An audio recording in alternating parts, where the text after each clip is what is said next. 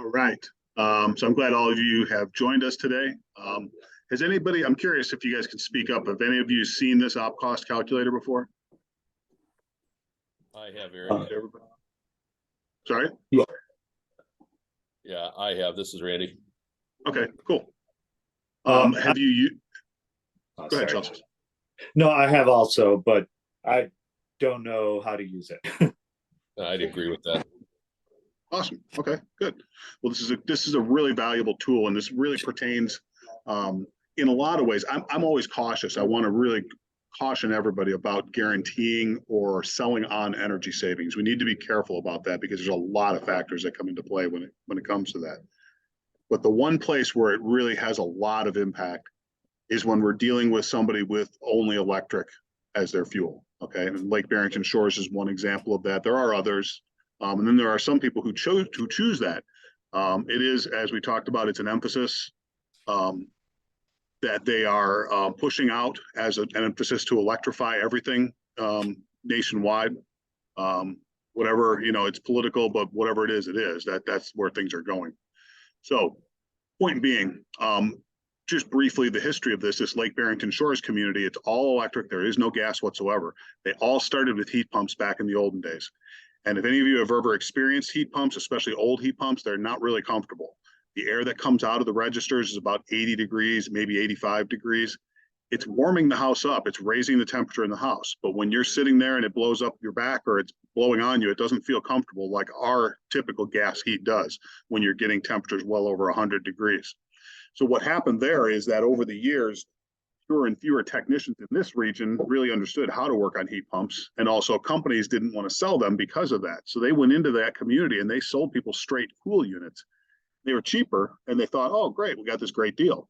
Well, then winter comes along and they're heating with their strip heat only, with their electric resistance heat. And even with the reduced electric rates that they get, because they're a captive audience, they pay a lower rate than we pay. But even with that, I talked to people who had 3.5, 4-ton houses, and they were paying $700 a month in some cases in electric costs to heat the home. Just ridiculous. So heat pumps can make a huge difference for them. And the cool part is, because of the modern technology, they typically put air out that's over 100 degrees. So they're much more comfortable, much more efficient, and they're much more able to provide heat even at those low temperatures that we get in the wintertime. Make sense? Yeah, and I'd like to say that my heat pump, I never felt uncomfortable when it was running, Eric. Yeah, perfect. That's it. I mean, you're talking about a modern one, right? The one you put in from. Right. Yeah, exactly. So that was the whole thing with variable speed and a lot of other these technologies that came online. It lets them put out air temperatures that are easily over 100 degrees with the heat pump. Makes a huge difference. So Randy, you've got the added advantage, of course, of having one in your home, so you can really speak to that clearly. So to make this really effective, what you want to do is start over here on the left column, and you want to put in what the heating requirements are. What's the output that it's looking to get, heating and cooling. Put in the local zip code. And then the cost of fuels, you want to get those as accurate as possible. So the important thing to remember, in this case, obviously there's no oil, oil's not available. But with electric, in some cases, there's a summer and a winter cost that can shift. If you can get your customer to share their bills with you and show them to you, you can calculate this. And what you want to do is, I'm telling you, don't look at the bill and look at the per kilowatt hour price. What you want to do is take the total that they paid that month and divide it among the number of therms, or the number of kilowatt hours used. So I just looked at mine. I have to renew my driver's license and get the real ID. So part of that it means that we got to have a whole bunch of different identification. At any rate, one of them is a utility bill that you use. So I looked at mine and I figured it out. And for my personal home, my cost is 22 cents per kilowatt hour. And that's the total bill was $178.39. And I used 800 kilowatt hours in the month of June. So dividing that out gives me the 22 cents per kilowatt hour. So that's where you can put in these exact costs. Okay. Say, let's call it 0. And it could be 0 here as well. Okay. So once you've got that information filled in, and the more accurate it is, of course, the more accurate the representation that you're going to be able to give people is going to be. So for the base system, the thing that's important to remember, to start with is you're telling it what type of system is it, okay? Is it a straight cool and electric furnace like Lake Barrington Shores? I'm going to select that just for comparison's sake. And then the key thing is then with the outdoor unit, it's only going to give you carrier model numbers. So what you're going to have to do is sort of guess what the rating would be, what the efficiency rating would be. Now, if it's really old, it was probably 10 SEER when it was new.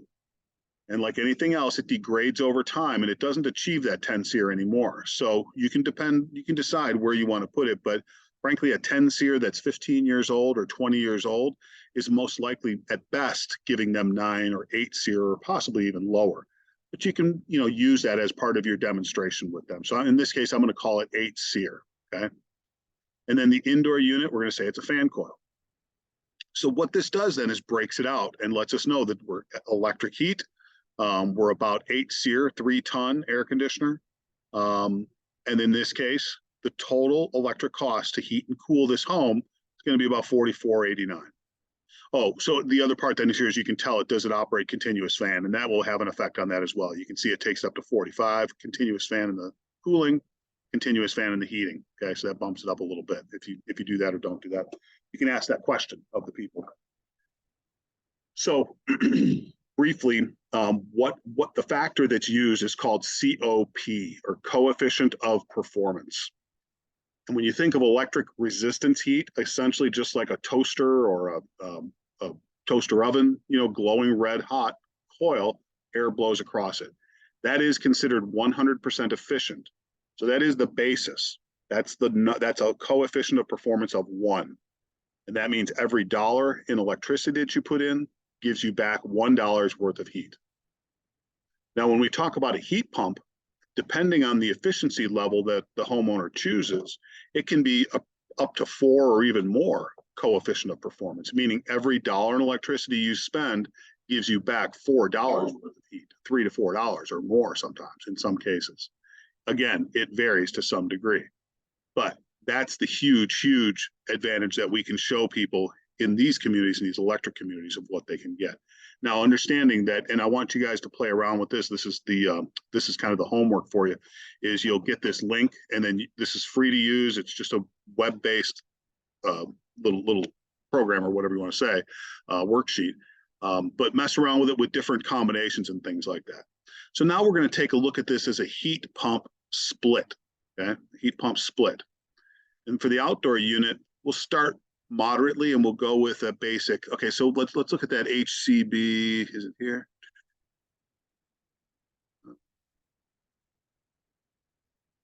HBC5. Yeah, I'm not seeing the one. Well, okay, so we'll go with this. This is a HCE4, so that was a 14 SEER. I don't think that's available anymore. Indoor unit, we'll call it the fan coil. We'll call it the FJ, so that's the comfort fan coil. Okay. So in this case alone, just by going to the most basic 14 SEER heat pump, their annual savings is about $2,400.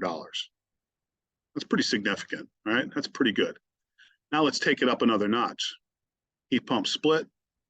We'll take this up to let's just go to a TPA 7. So that's a 2-stage, 17 SEER heat pump. Okay. Then indoors, we'll go with the FV fan coil. So that's going to be the variable, the higher level variable speed. A little bit of a jump there, then goes to 2635 savings as opposed to 2425. So the total energy cost, 1854 as opposed to 4489. Then over here, we'll go even one step further, go to a heat pump split, and we'll go to that VNA4. Okay. And then it's going to be the FE, so that's the carrier, the infinity fan coil. And you can see here where it's saying plus UI, and that means plus user interface, and that's the infinity control, which is a requirement.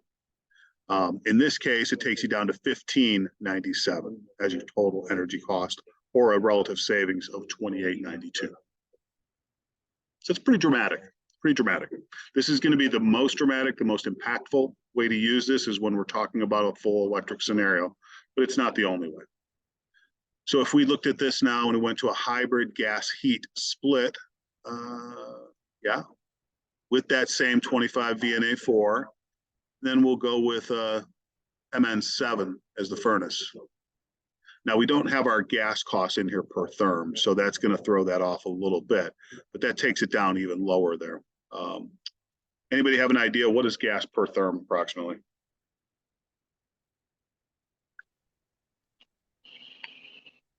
Any thoughts? I don't know. It's My wife pays that bill.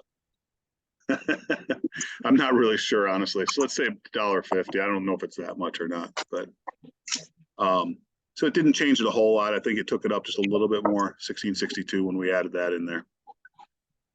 What questions do you have for me on this? Don't you have to watch, kind of watch what you're promising as far as savings? I mean, that can be very, very subjective, can it not? 100%, Rob. And that's what I started off with saying is that we want to be very cautious about representing the savings because there are a lot of factors that come into play.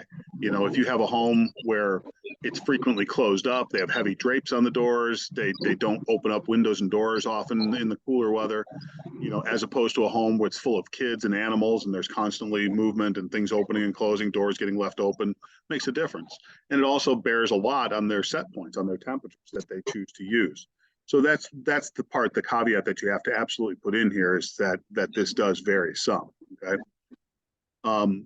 What this shows here then too is it gives you an idea of what the thermal balance point and the economic balance point is. At what point does it become more advantageous to use the backup portion of the heat? And in this case, for that 14 SEER, the economic balance point is negative 10.3. So at that point, at negative 10.3, it's better to switch over and just run on just the electric heat. And on this case, it's at negative 16.2, so it can go even colder before it switches over. In this case, though, the economic balance point with that furnace is 13 degrees. So even with that awesome heat pump, it wants you to switch over and use the furnace at 13 degrees. So let's look at this then and put a lower end heat pump. We'll go with back to that 14 SEER heat pump with the MN7. Why is it not filling in?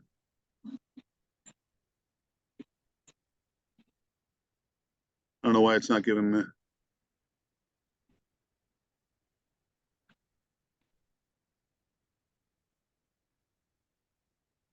Huh. I don't know why it won't give me that.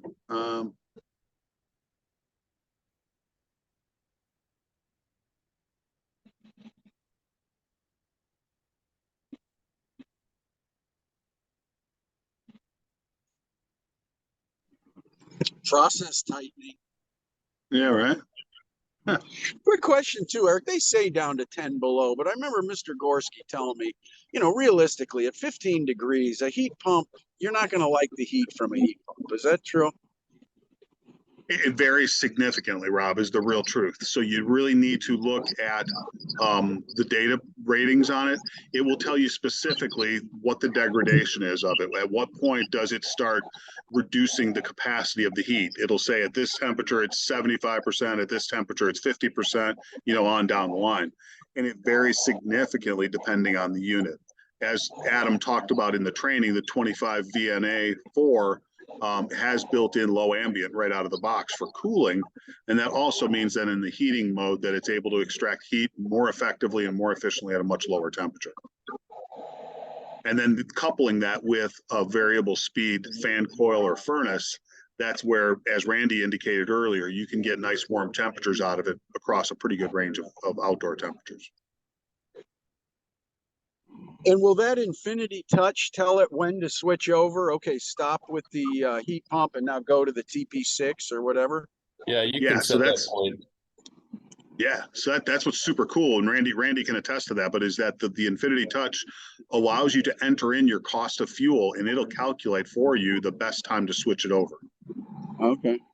So you can tell it, and as I said, this is future proofing for people. So if gas goes up and electric stays moderate, then you can tip that balance higher towards the electric, and vice versa. So having both fuels, having that dual fuel, is really an advantage as we get into more uncertain times regarding, you know, energy costs. What other questions has anybody got for me? So this does also down here at the bottom, you can see a print button. So it does give you an option to print these out for people. It's going to give it to you in a format like this. Did my screen switch for you to show it? Can you guys see the print preview? No, No. Not Let's see if seeing I the might- print preview, no. I might have to redo the share. Let's see. There you go. Now you should be able to see it in a second. There you go. So that's the print preview. That's what it would look like if you were going to print it out. It would lay them out, you know, very much like a lot of stores, commerce sites have this. I know Home Depot has it and others where you can compare multiple devices and look at their features and benefits. And this is just the base system compared to the 3 different investment options. And you can even fill in the customer's name and address up here at the top. And then just hit print and it goes. What other questions have you got for me? So I sent you an email. Travis had told me yesterday at the meeting that he had the 24 SCA 4s were eligible for the $600 Inflation Reduction Act credit. Sure. But when I went on to the AHRI website, you needed to do certain coils in order to get that performance. Right. So my question is, are the coils that make it eligible available to us? As far as I know, they should be. You'd have to check on a case by case, though. Check with TEC or check with Adam specifically on those particular ones. So it does take a little bit of legwork to look it up and to look at the different matchups. There are the AHRI website is kind of a pain in the butt. Have any of you ever looked at the carrier site? Yeah, I'm talking about the carrier AHRI link. Yeah. I now that I've started playing with it, I'm not having trouble with it. Got it. And when I find something that is credit eligible, what I do is I print the certificate and email that to the customer, because you know that gives them the documentation that they're going to need. Yeah. Because the certificate says what the SEER 2 rating is and all of that. Yeah. So this is the site that Jim and I were just talking about. So this is Yes. another carrier website. So this essentially simplifies the AHRI search process to just be focused on carrier products. So you'd go to the AHRI combination ratings. And then in here, you can either start with a reference number, or you can just go in and start putting in the equipment. So this there's a spot up here to pick air conditioner, heat pump, ductless, furnace, yada, yada, down the line. What I did this morning after talking with Travis is I went to the outdoor model and went to the 24 SCA 4. And just left it at all. So now when you hit display ratings, you're going to get all the different coils, but what you're going to see is over at SEER 2, you're going to see a lot of them are at 14. Mm-hmm. What was interesting is when I did it earlier, the CAP coils were listing out at 15.2. Okay. So something's weird here.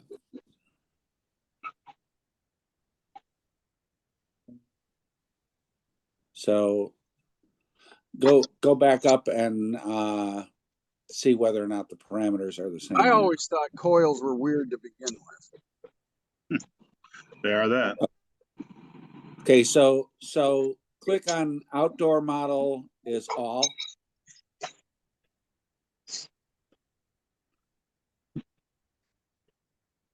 And then let's see what happens with displays, with the ratings. There you go. Yeah. There you go. So The But key if thing you to go remember down to though is this- this is pairing it with that furnace then too. So you got to know that it's got to include that furnace. Well, the good news is it looked like if you had the right coil, the furnace really didn't impact it. Within certain parameters, for sure. Yeah. Right. So TP, the that- MN, they all get it done. right. That begs the next question. If I have the right coil, because if you scroll down to CVP coils, they do not qualify. Okay.